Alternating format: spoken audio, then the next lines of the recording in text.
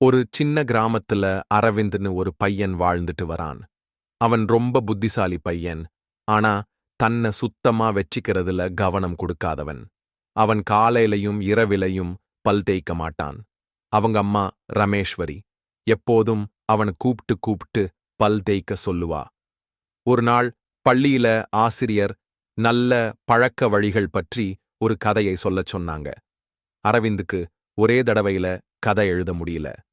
அப்புறம் அவன் நண்பன் கிரிஷ் அவன்கிட்ட சொன்னான், நல்ல பழக்கங்கள் நம்மளை நல்ல மனிதர்களாக மாற்றும் கண்ணாடி மாதிரி.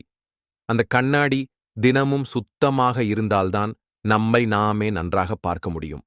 அப்படின்னு இந்த வார்த்தைங்க அரவிந்தோட மனச பாதிக்குது.